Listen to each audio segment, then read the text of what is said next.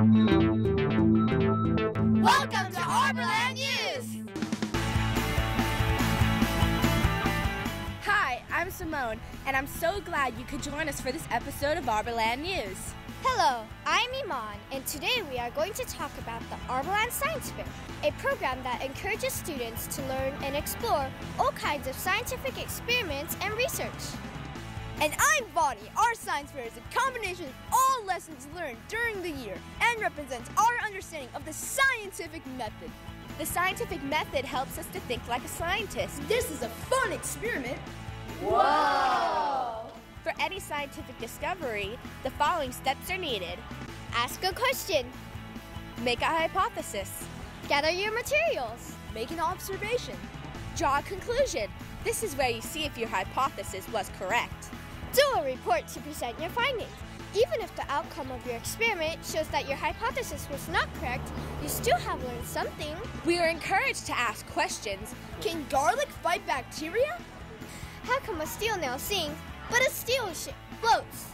We learned to prepare a scientific presentation to find answers to our questions. Let's go and see!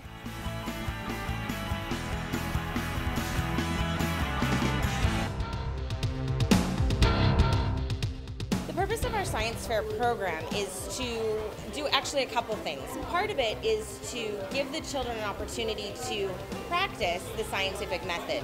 So we, at the beginning of the year and again in the middle of the year, we go over what the scientific process is, the steps of it, and why it's important to scientists. Also, part of a Montessori philosophy is for the children to discover their own learning. My hypothesis was correct. Water temperatures did affect the breathing rate of a goldfish, but however, I noticed that the temperatures 82 degrees and 77 degrees had results that were almost the same. They all did a very good job, but what's important here is they learn the scientific method. I've seen that with my daughter and her friends on how they understand the method in doing an experiment and why, and what they learn from the conclusions of the experiment. I think it's very valuable, especially since I'm an engineer and I understand it. Well, it was pretty fun because I wanted to learn of how tasters and non-tasters can taste certain things, and they would both have their different advantages. The best investment you can make is to start them early to enjoy learning, because that's what they're going to carry over. If they go to, let's say, a public school later or to college, they carry this to a next level, you know. I might become an astronomer, just like my cousin Chris, because I'm really interested in all the asteroids, the planets, the comets.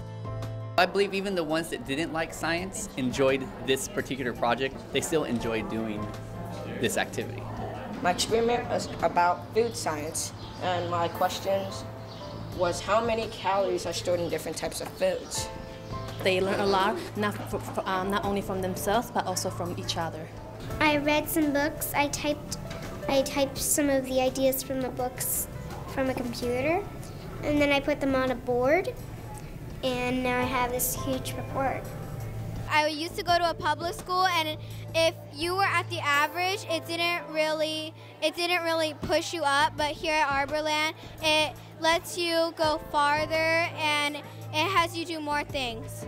And as you can see, it's also working on their public speaking skills as well. So it gives them a chance to demonstrate in a more comfortable environment their speaking skills and being able to tell people about their experiments.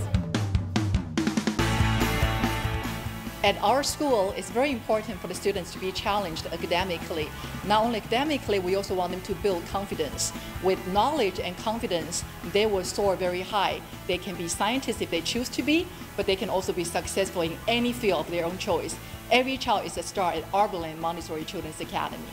I'm really enjoying the science fair today. We love Arborland! We learn from spinning To liquids and solids.